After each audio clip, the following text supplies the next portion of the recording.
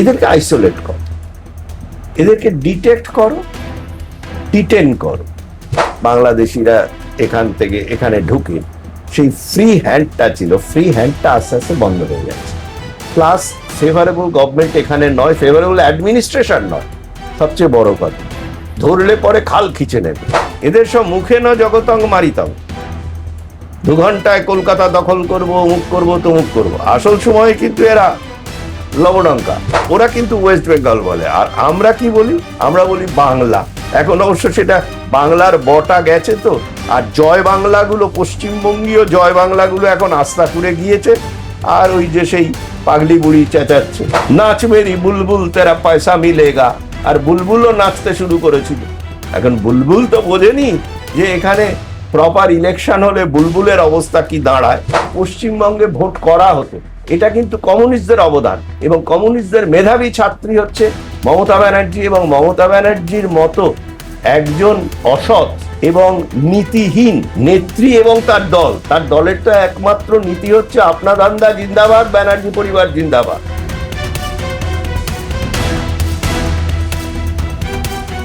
Sir, আপনাকে মাধ্যমে স্বাগত। নমস্কার স্যার, অনুপ্রবেশকারী সন্দেহ হলে এমন ব্যক্তিদের তাদের হোল্ডিং সেন্টার করে তাদেরকে সেখানে রাখা হবে, এবং প্রতিটা জেলায় জেলায় হোল্ডিং সেন্টার বানাতে হবে, এমন নির্দেশিকা দিয়েছে নতুন সরকার। কি বলবেন? এটা খুব একটা অস্বাভাবিক কিছু নয়। আমি এর আগেও একটি চ্যানেলে বোধহয় বললাম তোমাদের, কিনা আমার মনে নেই, যে এত যে ইনফিলট্রেটার্স বাংলাদেশের মাধ্যমেই ঢুকেছে, ম্যাক্সিমাম বাংলাদেশি তো ঢুকেইছে, তার সঙ্গে রোহিঙ্গা আছে, ইন্টারন্যাশনাল টেরোরিস্ট গুলো আছে, সব এদেরকে তো মদত দিয়ে ঢোকানো হয়েছে না গত 60 বছর ধরে কম বেশি। তো তারপরে যে অবস্থা দাঁড়িয়েছে, এদের একসঙ্গে মানে ধরে বের করে দেওয়াটাও খুব অসুবিধাজনক। কিন্তু একটা জিনিস তো করতেই হবে, যে আলটিমেটলি পুশব্যাক, কিন্তু ধরে একদম পুশব্যাক করে দাও এখন, এটার একটা ইন্টারন্যাশনাল রিপারকাশন থেকে অনেক কিছু আছে যেগুলো মানে বলতে খুব ভালো, কিন্তু করতে একটু অসুবিধাজনক প্র্যাকটিক্যালি।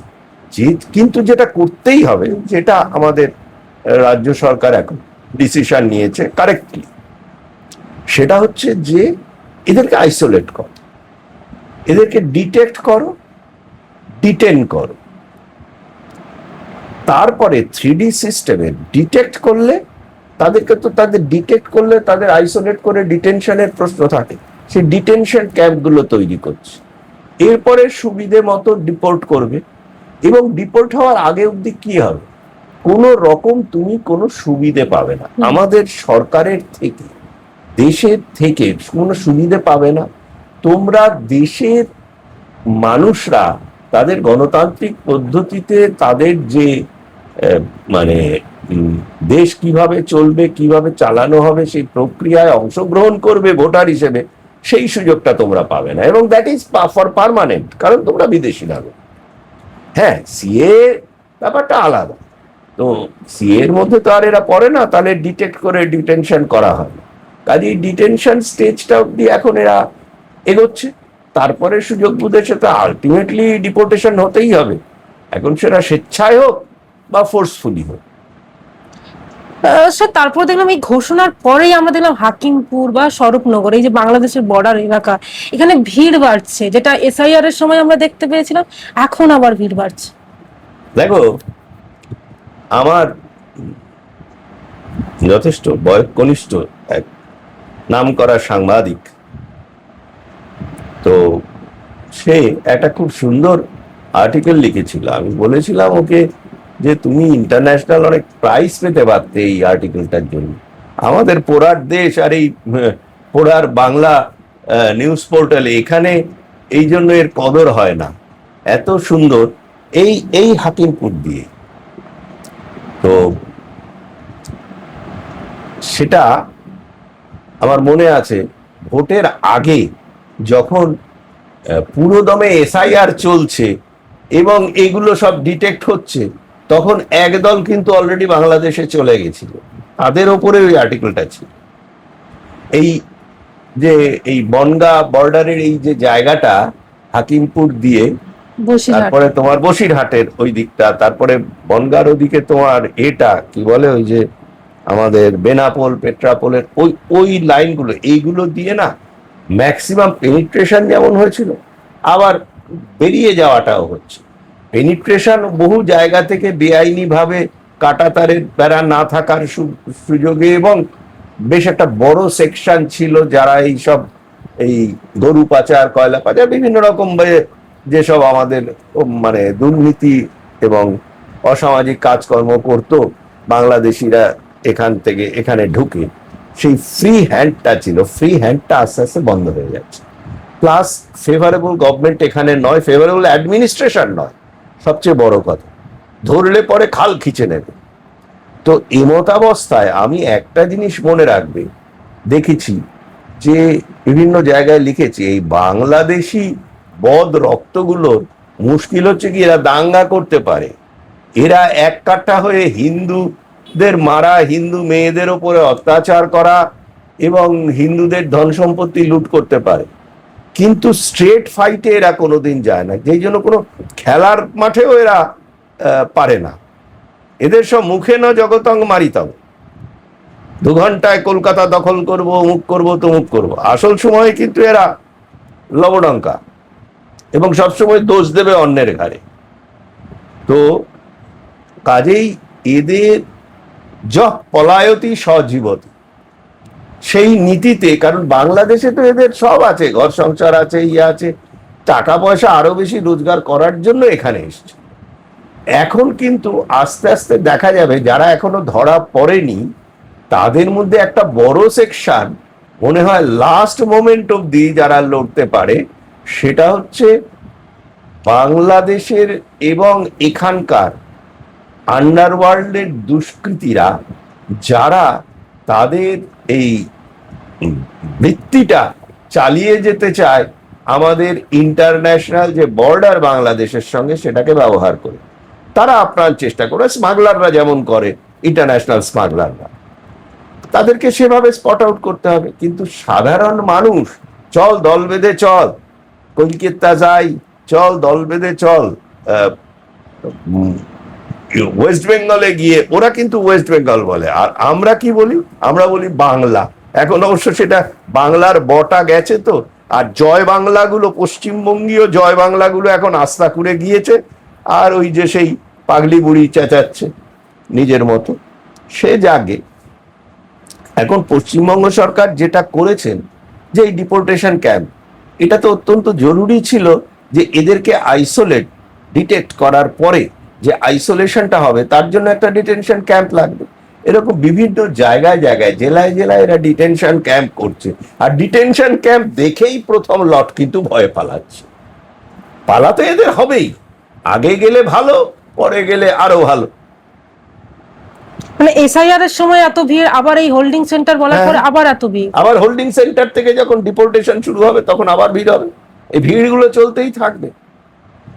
প্রাক্তন মুখ্যমন্ত্রী মমতা বন্দ্যোপাধ্যায় এবং বাংলাদেশ সরকার উভয়ে অতীতে বিভিন্ন সময় ভারতের কোনো অবৈধ বাংলাদেশি অনুপ্রবেশকারী থাকার দাবি নিয়ে প্রত্যাখ্যান করেছে, অথচ বর্তমান সরকারের পদক্ষেপ এবং বাস্তব পরিস্থিতিতে সম্পূর্ণ ভিন্ন কথা বলছে, আমরা যেভাবে দেখতে পাচ্ছি। এই বিষয়টা নিয়ে কি বলবেন? আরে পশ্চিমবঙ্গে যে মমতা সরকার, যার নাম করলে মমতা ব্যানার্জি, সে তো পশ্চিমবঙ্গকে স্বীকারই করতো না।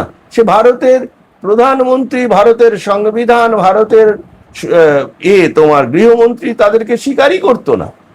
সে তো তার নিজস্ব সংবিধানে চলতো, জয় বাংলা বলতো, সে বাংলাদেশের স্লোগান তুলতো, সে বাংলাদেশের স্লোগান মা মাটি মানুষ বলতো, সে তো গ্রেটার বাংলাদেশের সম্রাজ্ঞী হওয়ার বাসনা দেখেছিল। এবং বাংলাদেশিরা সবসময় যেটা করে, ইসলামী অ্যাগ্রেশন যারা করেছিল আগেও, ইতিহাসও তাই বলে, তারা সেটা তোল্লা দিয়েছে বাংলাদেশ থেকে। নাচ মেরি বুলবুল তেরা পয়সা মিলেগা, আর বুলবুলও নাচতে শুরু করেছিল। এখন বুলবুল তো বোঝেনি যে এখানে প্রপার ইলেকশন হলে বুলবুলের অবস্থা কি দাঁড়ায়। স্যার, এই যে বিপুল পরিমাণ অনুপ্রবেশ কেবল কর্মসংস্থানের জন্য নয়, বরং এর পেছনে জামাতে ইসলাম বা অন্যান্য যে উগ্রপন্থী সংগঠন রয়েছে তাদের তো একটা ব্লুপ্রিন্ট থাকতে পারে, যাকে অনেকে ল্যান্ড জিহাদ বা ডেমোগ্রাফি আগ্রাসনও বললে থাকে। আপনার কি মনে হয় পূর্বতন শাসক দলের শীর্ষ নেতৃত্ব জেনে শুনে এদের প্রশ্রয় দিয়েছিল, নাকি তারা অজান্তেই কোনো আন্তর্জাতিক এজেন্ডার অংশ হয়ে উঠেছিল? দেখো, আমি যেটা মনে করি, আমি বহু আমার ইন্টারভিউতে এবং লেখায় আমি যেটা পরিষ্কারভাবে দ্ব্যর্থহীনভাবে বহু প্রমাণ সহ জানিয়েছি, এরা ইচ্ছাকৃতভাবেই এই জিনিসটা করত। প্রথম শুরু হয়েছিল কমিউনিস্ট শাসনের সময়, কারণ কমিউনিস্ট ইন্টারন্যাশনালের যে অংশ পশ্চিমবঙ্গে এই তথাকথিত কমিউনিজমের নামে শাসন ক্ষমতায় এসেছিল, তারা অনেকগুলো জিনিস তোমাকে মনে রাখতে হবে। তারা কিন্তু এই র্যাডিক্যাল ইসলামিস্ট যারা ভারতবর্ষকে ভাঙতে চায় তাদের সহমর্মী এবং সমব্যথী এবং তাদের সেকেন্ড ব্রিগেড হিসেবে কাজ করছে।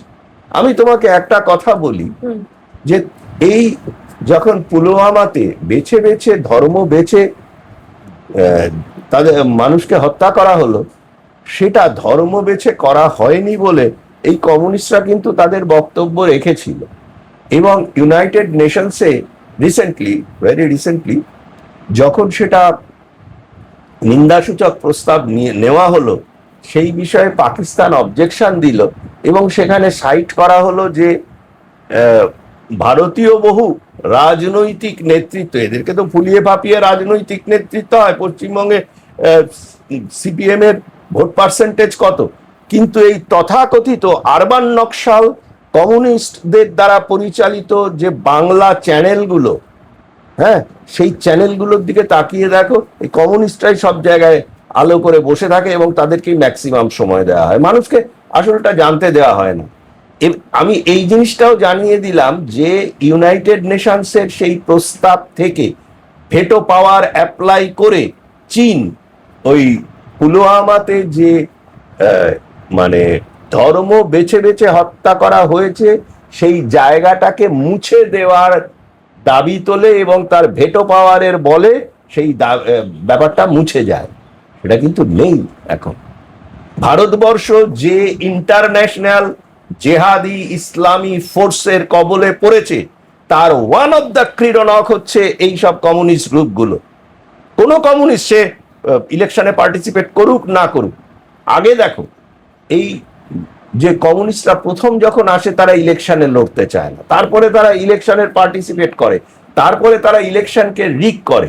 বহু আগে আমার মনে আছে, এখনকার রাজনীতিবিদরা কতটা কি জানেন জানি না, ভারতবর্ষের প্রথম ইলেকশনে কিন্তু জ্যোতি বসু প্রায় হেরে যেতে যাচ্ছিল, সে জিততে পেরেছিল একমাত্র পোস্টাল ব্যালটের জন্য। সে পোস্টাল ব্যালটকে ওরা ম্যানিপুলেট করতো।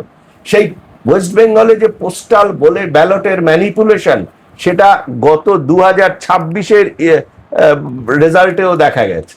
তোমার এই যে গত দুদিন আগে রেজাল্ট বেরোলো ফলতার রেজাল্টেও সেটা দেখা গেল। সবসময়ই শাসক দল এই জায়গাটাকে ম্যানিপুলেট করে, পশ্চিমবঙ্গে করে এসছে, কারণ পশ্চিমবঙ্গে ভোট করা হতো। এটা কিন্তু কমিউনিস্টদের অবদান, এবং কমিউনিস্টদের মেধাবী ছাত্রী হচ্ছে মমতা ব্যানার্জি, এবং মমতা ব্যানার্জির মতো একজন অসৎ এবং নীতিহীন নেত্রী এবং তার দলের তো একমাত্র নীতি হচ্ছে আপনা দান্দা জিন্দাবাদ, ব্যানার্জি পরিবার জিন্দাবাদ। হ্যাঁ, এলোমেলো করে দেমা, লুটে পুটে খাই। তো এই নীতির বশবর্তী হয়ে তিনিও দেখলেন যে এই জেহাদি ইন্টারন্যাশনালের কবলে পড়ে তোমার র্যাডিক্যাল ইসলামীদের যে গ্রেটার চক্র, যেটাকে ডিপ স্টেট আমেরিকার সরাসরি মদত দিচ্ছে, ভারতীয় সাবকন্টিনেন্টে ডিপ স্টেটের উপস্থিতি তো বহুবার প্রমাণিত। তো সেইখানে সেই জায়গাতে দাঁড়িয়ে মমতা ব্যানার্জি এবং কমিউনিস্টরা সরাসরি ওদের কোলাবোরেট করেছে। আজকে বিভিন্ন চ্যানেলে, বিভিন্ন সংবাদপত্রে যেসব কমিউনিস্টরা বলেছিল যে বিজেপির সঙ্গে তৃণমূলের সেটিং আছে আর তারা হচ্ছে একমাত্র আগমার্কা বিপ্লবী, ভোটের রেজাল্ট তৎপরবর্তী ব্যাপার, গরু বিকাশ, এরা যে কাজকর্ম করছে তাতে কি প্রতিভাত হয়? ওই বহুরূপ বলে একটা সবজান্তা অর্ধশিক্ষিত আছে না, উল্টোপাল্টা কথা বলে, হ্যাঁ, ওটাকে ধরো দেখি একদিন, 10 মিনিট আমার সামনে টিকতে পারবে না। লেখাপড়া না করলে সে কমিউনিস্ট হয়, ওই কমিউনিস্ট ম্যানিফেস্টো পড়ে কমিউনিস্ট হয়। কার্ল মার্কসের নিজের লেখা পুরোটা পড়লেও সে কমিউনিস্ট হয় না। স্যার, এই যে নতুন সরকারের ডিটেক্ট, ডিলিট এবং ডিপোর্ট যে নীতি, এবং এটার পরে আমরা যেটা দেখতে পাচ্ছি, তাদের যে সরাসরি যারা মানে অবৈধ যারা, তাদের যে সরাসরি বিএসএফ এর মাধ্যমে যে পুশব্যাক বা ফেরত পাঠানোর যে প্রক্রিয়া শুরু করা হবে বা শুরু হয়েছে, আপনার কি মনে হয় আন্তর্জাতিক নিয়ম এবং দ্বিপাক্ষিক সম্পর্কের কথা মাথায় রেখে এই প্রক্রিয়াটিকে কতটা মসৃণভাবে সম্পন্ন করা সম্ভব? খুব ডিফিকাল্ট। কারণ হচ্ছে বাংলাদেশ চাইবে না, কারণ বাংলাদেশ তার জন্ম দেবে আর ভারতবর্ষে পাঠাবে। কেন? যে ভারতবর্ষকে যে আলটিমেটলি দারুল হার্ব থেকে দারুল ইসলামে তৈরি করতে হবে, এটা তো একটা প্রসেস। বাচ্চা বানাও, যেই জন্য হিন্দু মহিলাদের টাকা দেওয়া হয় জেহাদি ছেলেপিলেদের, হিন্দু মহিলাদের থেকে বাচ্চা উৎপাদনের জন্য, একটাই কারণে যে ইসলামী বাচ্চা যত জন্মাবে সারা পৃথিবী জুড়েই এই ইসলাম তো অ্যাকচুয়ালি যদি বলো কোনো একটা ধর্মীয় ব্যাপার নয়, এটা হচ্ছে in the name of religion a political aggression. এটা হচ্ছে ল্যান্ড জিহাদ এবং ইকোনমিক জিহাদ। এই যে হালাল জিনিস, হালাল তুমি খাও কেন? আজকে ভারতবর্ষে আমাদের বহু বছরে মানে দাঁতে দাঁত টিপে লড়াই করার ফল হচ্ছে যে এখন ঝটকা যে সার্টিফিকেশন, সেই ঝটকা সার্টিফিকেশনটা কিন্তু হালালের মতো কম্পালসারি বা না হলেও সেটা কিন্তু চালু হয়ে গেছে। এখন তুমি অনলাইনে বড় জায়গা থেকে তুমি ঝটকা মাংস কিনতে পারো। হ্যাঁ, সব জায়গায় কিনতে পারবে না। প্রথম যারা তৈরি করেছিল তারা হালাল সার্টিফাইড বলে। তোমার ইচ্ছের ওপরে ডিপেন্ড করবে তুমি হালাল থেকে কিনবে না ঝটকা থেকে কিনবে, এবং প্রত্যেকেই সার্টিফাই করে দিচ্ছে যে আমি হালাল রাখি। যারা ঝটকা রাখে এখনো আমি যা দেখেছি সেটা হচ্ছে ঝটকা মিট হালাল মিট আলাদা করে তারা দেয়, দাম আলাদা, আলাদা তাদেরই। হ্যাঁ, তো এই যে এটা হচ্ছে কি বলতো, এটা হচ্ছে regimentation in the name of religion. যে রেজিমেন্টেশনটা হচ্ছে তার একমাত্র উদ্দেশ্য হচ্ছে political aggression, control of the society. এইটা করতে হবে। এবং একটা জিনিস জানবে যে দেখো কি বলবো, যে হাত বাড়িয়ে এখান থেকে চাঁদকে কেটে টুকরো করে দিল, সেই ঈদ এলো, তারপরে এখানে প্রতিটি জায়গায় এই যে গরু জবাই করা হয়, গরু জবাই যখন মানে যেখানে আরবে ইসলাম শুরু হয়েছিল তখন কি সেখানে গরু পাওয়া যেত? এমনকি হজরত মোহাম্মদকে যে বিষ খাইয়ে মারা হয়েছিল, সেই বিষ যে দেওয়া হয়েছিল সেটা কিন্তু গরুর মাংসে নয়, সেটা হচ্ছে এই খাসির মাংসে। ওখানে খাসির মাংস পাওয়া যেত। এবং যে ভদ্রমহিলা ওনাকে বিষ মেশানো মাংস দিয়েছিলেন, উনি সামনের মানে পা খেতে পছন্দ করতেন বলে সামনের পা নিয়ে সেখানে সেই মাংসে বিষ দেওয়া হয়েছিল। এবং উনি খানিকটা খাওয়ার পরে যখন বুঝলেন শরীর খারাপ লাগছে, উনি খেলেন না এবং তাকে বললেন যে তুমি এরকম কেন করলে আমাকে? তো সে বললেন আপনি আমার বাবাকে মেরেছেন, আমার কাকাকে মেরেছেন, আমার চাচাকে মেরেছেন, আপনি আরো সব মহিলাদের উপরে এরকম অত্যাচার করেছেন, আমি তার শোধ নিলাম। আমি চেয়েছিলাম যে আপনি যদি সত্যি ঈশ্বরের প্রেরিত হন, সেই নবী হন, তাহলে তো আপনি বুঝতে পারবেন যে ওই মাংসে বিষ দেওয়া আছে, আপনি সেটা খাবেন না। তাহলে আপনি সেটা বুঝতে পারলেন না। আপনি চাঁদকে হাত দিয়ে টুকরো করে দিতে পারেন, এত ক্ষমতা আপনার, কিন্তু মাংসে বিষ মিশিয়েছি আপনি সেটা বুঝতে পারলেন না। এই যে প্রকৃত অনুপ্রবেশকারী, এদের চিহ্নিত করতে, আমি এটাই বলতে চাইছি, এই যে অনুপ্রবেশ বাদ দাও, এগুলো হচ্ছে জাস্ট কামুফ্লাজ। এটা হচ্ছে দেশ দখল করা। ভারতের আজকে পশ্চিমবঙ্গে 2026-এর ইলেকশনে যদি মমতা ব্যানার্জি আসতো, আমি তোমাকে বলেছি ব্যানার্জি নামধারী কেউ কিন্তু 5 বছর বাদে এখানে সম্রাজ্ঞী থাকতো না। হয় বানু বা বেগম থাকতো, অথবা অন্য কেউ হয়ে যেত। সুলতানা রিজিয়াকেও কিন্তু 3 বছরের বেশি, 2 বছর কয়েক মাসের বেশি কিন্তু ইসলামী মানুষজন মেনে নেয়নি। এখন অনেক বেগমের বুদ্ধি কম থাকে, তারা সেরকমই বোঝে। পশ্চিমবঙ্গের এবারের যে লড়াইটা ছিল সেটা কিন্তু বাঁচা মলার লড়াই, এবং যারা ক্ষমতায় এসছেন তারা নিশ্চয়ই এ বিষয়ে ওয়াকিবহাল যে পশ্চিমবঙ্গের মানুষকে বাঁচাতে হবে। এটা শুধু হিন্দুদের লড়াই নয়, সারা ভারতের অস্তিত্ব রক্ষার লড়াই। লাস্ট শেষ প্রশ্ন আপনাকে, এই মুহূর্তে এই যে প্রকৃত যারা অনুপ্রবেশকারী তাদের চিহ্নিত করতে বর্তমান যে সরকার, নতুন যে সরকার, তাদের কি কি চ্যালেঞ্জ থাকতে পারে বলে আপনার মনে হয়? সবচেয়ে বড় চ্যালেঞ্জ হচ্ছে দুরকম। একটা হচ্ছে প্রশাসনের দিক থেকে, একটা তো চ্যালেঞ্জ, প্রশাসনের মধ্যে অনেক মোলস থাকে, সেই চ্যালেঞ্জগুলো থাকবেই। সেটা প্রশাসনিকভাবে দক্ষ মানুষজন নিশ্চয়ই আছেন, তারা সেটা ট্যাকল করবেন। দ্বিতীয় আরেকটা বড় বাধা আসবে, সেটা হচ্ছে ইন্টারন্যাশনাল এবং ন্যাশনাল লেভেলে মোলস ইন ইন্ডিয়ান পলিটিক্স। মানে তোমাকে আমি বলছি যে আজকে বিরোধীরা একটা জোট বানিয়েছে, সেটাকে বলে ইন্ডিয়া জোট। আমি সরাসরি চ্যানেল, একাধিক বড় মাঝারি চ্যানেলে দাঁড়িয়ে সরাসরি প্রশ্ন করেছিলাম, আপনারা ইংরেজি জানেন না, না ইচ্ছাকৃতভাবে করছে?